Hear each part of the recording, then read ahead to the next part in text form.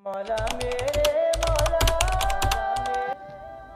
वालेकुम, this is me Raseeb Zain and I hope everyone is doing good. यार हर इंसान की अपनी अपनी ज़िंदगी में एक ख्वाहिश होती है, उसी तरह से मेरी भी अपनी ज़िंदगी में एक ख्वाहिश है। और वो ख्वाहिश क्या है मैं आपको बताता हूँ। यार मेरी ख्वाहिश ये है कि मैं काफ़ी अर्से से इस चीज़ की तैयारी कर रहा था, काफ़ी अर्से से इस चीज़ की कोशिश कर रहा था कि मैं उम्रे पे जाऊँ, अपने घर वालों के साथ उम्रे पे जाऊँ, लेकिन अनफॉर्चुनेटली पता नहीं क्या वजूहत थी कि मैं उम्रे पे नहीं जा सका। अल्हम्दुलिल्लाह, शुक्र अल्हम्दुलिल्लाह, बुलावा आ गया है और बुलावा आया है तो मैं आज जा रहा हूँ उम्रे पे। तो मेरी कोशिश भी यही है और मैं जो ये वीडियो रिकॉर्ड कर रहा हूँ इसका मकसद भी यही है कि जो जो चीज़ें मैं उम्रे के दरमियान कर रहा हूँ, उसके दौरान कर रहा हूँ, उस टाइम पीरियड में मैं कर रहा हूँ, मैं जहाँ जा रहा हूँ जो चीज़ें मैं कर रहा हूँ मैं वो आपको भी दिखाता जाऊँ, ताकि अगर कोई नया बंदा है वो ये चीज़ देख रहा है तो उसको भी ये चीज़ समझ में आए। देखो भाई, नेगेटिविटी हर जगह फैली हुई है, थोड़ी थोड़ी सी पॉजिटिविटी फैलानी चाहिए।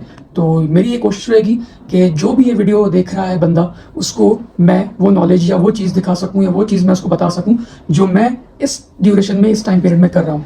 मैं उम्मीद करता हूँ कि आप लोगों को ये वीडियो अच्छी लगेगी और मैं क्या ही कहूँ, बस आप लोग देखते जाएं। और जो देखने वाले हैं वो फिज़िकली तो वहाँ पर नहीं आ सकते, लेकिन आप देखें और ऐसा समझें कि आप वहाँ पर बैठे हैं, आप वहाँ पर मौजूद हैं। दिल में ख्वाहिश रखें, तमन्ना रखें, इंशाल्लाह ताला आपकी दुआ भी ज़रूर कबूल होगी। मैंने अभी ऐसी ड्रेसिंग इसलिए रखी हुई है क्योंकि मेरी कनेक्टिंग फ़्लाइट है वाया दुबई, तो मैं दुबई एयरपोर्ट पे अपना आराम चेंज करूँगा। बाकी अगर आपकी डायरेक्ट फ़्लाइट है तो आप घर से जो है आराम पहन के जाएं, या तो फिर आप जिस भी जगह से हैं, जिस भी शहर से हैं, तो आप वहाँ से एयरपोर्ट से आप चेंज करना चाहें तो वो आपकी मर्ज़ी, that's completely up to you. बाकी जो है ये इस चीज़ का आपको ख्याल रखना ज़रूरी है कि मीकात से पहले आराम पहनना पड़ेगा। और जैसे मैं आज उम्रा करना चाह रहा हूँ तो मैं किसी भी किस्म की खुशबू को या परफ्यूम को अवॉइड कर रहा हूँ, तो मेरे ख्याल से आप लोग भी अगर अवॉइड करें तो वो बेहतर है। बाकी वो आपकी अपनी मर्ज़ी है। एहराम से पहले अगर आप खुशबू लगाना चाहें तो आप लगा सकते हैं, लेकिन अवॉइड करें तो बेहतर ही है, क्योंकि मैंने भी अभी तक कोई परफ्यूम वगैरह ऐसी चीज़ लगाई नहीं है। और अभी 11:30 बजे मेरी फ़्लाइट है और अभी बज रहे हैं 8:30।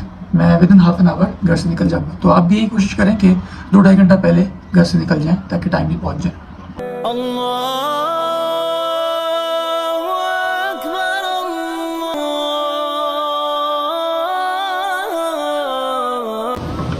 बोर्डिंग पास भी हमें रिसीव हो गया, इमिग्रेशन भी क्लियर हो गई। देखो भाई, जो चीज़ ज़रूरी नहीं है दिखाने की वो मैं अवॉइड कर रहा हूँ दिखाने से, लेकिन जो चीज़ काम की है, जो चीज़ मैं समझता हूँ दिखानी चाहिए, उसकी मैं पूरी कोशिश करूँगा कि आप लोगों के साथ शेयर करूँ। और जो जो इवेंट्स मैं करता जा रहा हूँ, जहाँ जहाँ से मैं गुजर रहा हूँ, वो भी मेरी पूरी कोशिश होगी कि आपको मैं दिखाता जाऊँ।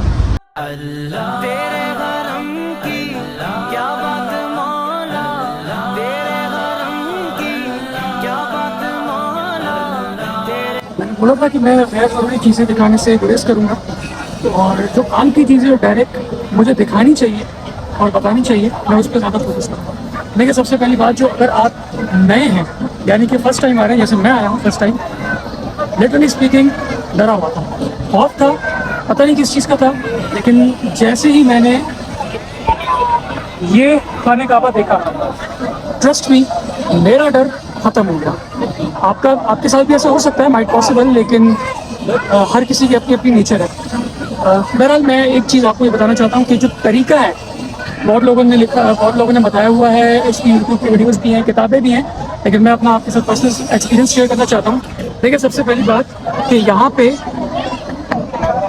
इस साइड पे एक ग्रीन लाइट होगी, अगर आपको दिख रही हो, ये ग्रीन लाइट है, और इसके बिल्कुल अपोजिट में है हजर अस्वद। आपने दोनों हाथ इस तरह से ऊपर हजर अस्वद की तरफ करने हैं और कहना है बिस्मिल्लाह अल्लाहु अकबर। अब बहुत लोग हैं, एक दफ़ा कहते हैं, 3 दफ़ा कहते हैं, एक हाथ उठाते हैं, 3 हाथ उठाते हैं, that's completely up to the person.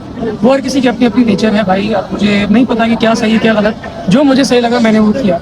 उसके बाद आपने जो आपको दुआएँ याद हैं, अगर आपको नहीं याद हैं तो आप किसी बुक के थ्रू या किसी अपने मोबाइल में वो दुआएं रख सकते हैं। उसके अलावा आपको तीसरा कलमा याद होना चाहिए, अगर वो भी याद नहीं है तो वो भी आप अपने फ़ोन के सामने रख सकते हैं। उसके अलावा रब्बना आतिना फिद दुनिया, इसको भी आप जो है बार बार पढ़ते रहें, क्योंकि मैंने तो ये सिर्फ 2 चीज़ें ही पढ़ी हैं, उसके अलावा मुझे कुछ और आ नहीं रहा था। अब मुझे नहीं पता कि क्या ये करना सही है या नहीं, जो भी है मैंने छोड़ी है यार अल्लाह के साथ, अब कबूल करने वाला वो है।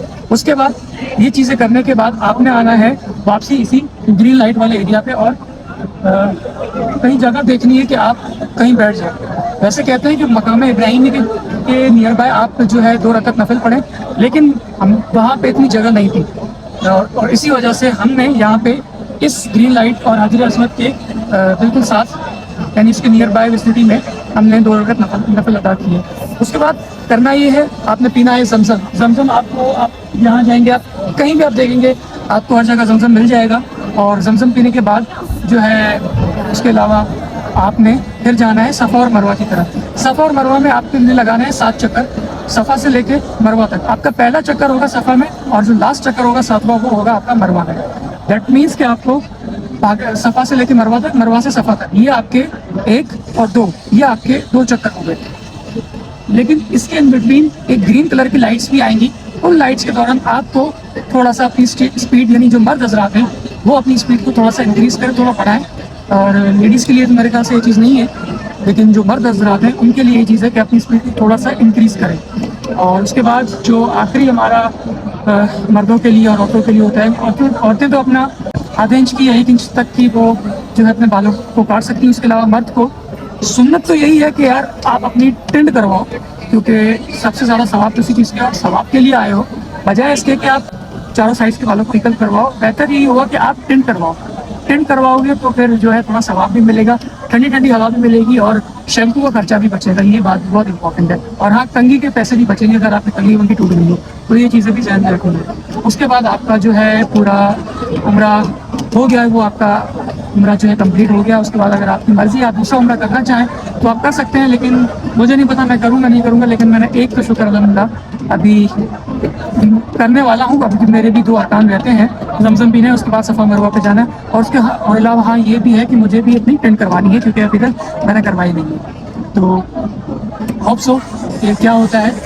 बाकी जो चीज़ें मैं करता रहूँगा, जहाँ जहाँ मैं जाता रहूँगा, इंशाअल्लाह ताला आपको भी उसकी ज़ियारत करवाता रहूँगा। रब मुझको भुलाएगा।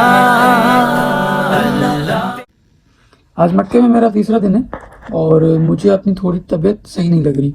माइट पॉसिबल कि मैंने थोड़े से लंबे तवाफ़ कर लिए थे और खाना जो है मैंने सही से नहीं खाया, इसकी वजह से मुझे अपनी तबीयत थोड़ी सही नहीं लग रही। लेकिन कोई मसला नहीं, ये भी टाइम सही से गुजर जाएगा और कोई मसला नहीं होगा। बाकी दूसरी चीज़ मैं आपको एक ये भी बताऊं कि जब आपका उम्रा हो जाए ना, तो ये जो टिंड मैंने करवाई है ना, आप कोशिश ये करना कि हरम से बाहर मक्का टावर से थोड़ा सा दूर जहाँ पे होटल्स वगैरह हैं, उस साइड पे आप जाके वहाँ से किसी से टिंड करवा लेना। उसकी वजह ये है कि आप जब उम्रा करके निकलोगे तो आपको मक्का टावर पे साथ आपको कुछ लोग खड़े हुए नजर आएंगे जो आपसे बोलेंगे कि आपकी शेव बना दें, हेड शेव और बाल कटा दें। तो वो आपसे लेंगे $10। किसी आप सैलून में चले जाएंगे वहीं पर नियर बाय, तो वो हो सकता है 15 to 20 रियाल्स भी आपके चार्ज करें। और हाँ, मैंने अभी $10 बोला, I am sorry, that's not $10, that's 10 रियाल। तो 10 रियाल आपसे वो चार्ज कर सकते हैं। बाकी बहुत लोग आपको बोलेंगे 15 रियाल, 20 रियाल्स।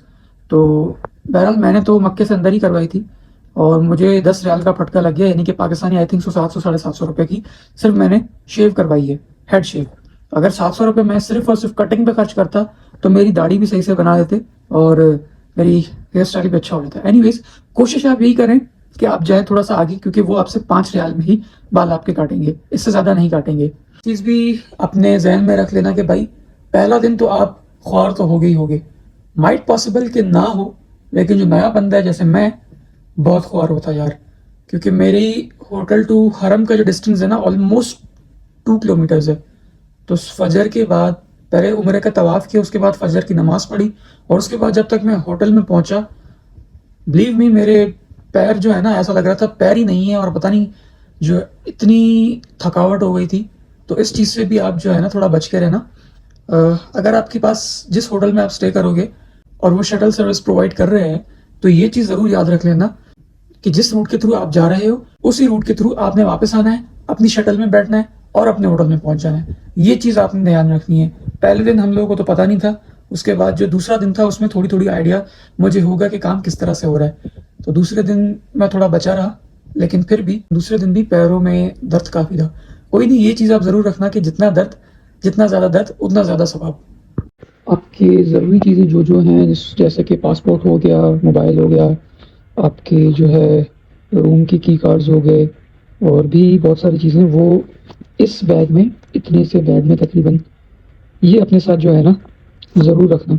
कहीं भी जाओ, थोड़ी देर के लिए बाहर क्यों ना जाओ, ये ज़रूर रखना, क्योंकि कुछ भी हो सकता है। कोई भी आपसे पूछ सकता है कि आप कहाँ से हो और यहाँ पे क्यों आए हो। तो अगर आपका पासपोर्ट, आपका वीज़ा, आपकी टिकट इसमें होगी तो आप किसी को भी शो कर सकते हो। अगर कोई नहीं भी पूछता तो ये चीज़ आपने अपने साथ रखनी है। इस चीज़ को थोड़ी भी देर के लिए अपने आप से अलग नहीं करें।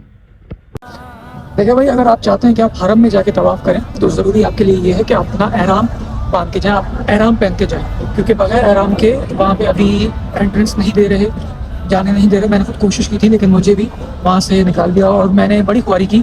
मैं उसके बाद दोबारा होटल में आया हूँ और मैंने एहराम चेंज किया है और उसके बाद मैं दोबारा फिर गया हूँ, तो काफ़ी टाइम हो गया था। और अगर आप हरम में नहीं कर पाते या अगर आपने एहराम नहीं पहना तो आप ऊपर वाले फ्लोर पे तवाफ़ कर पाओगे। लेकिन उसका मसला ये है कि उसमें बहुत लंबे तवाफ़ जाते हैं, बहुत लंबे तवाफ़ होते हैं। मैंने कल 7 तवाफ़ किए थे ऊपर और मैं बड़ा थक गया था और आखिरकार मेरे पाँव में शदीद दर्द होना शुरू हो गया। लेकिन कोई मसला नहीं है, लेकिन कोई इस चीज़ का मसला नहीं है।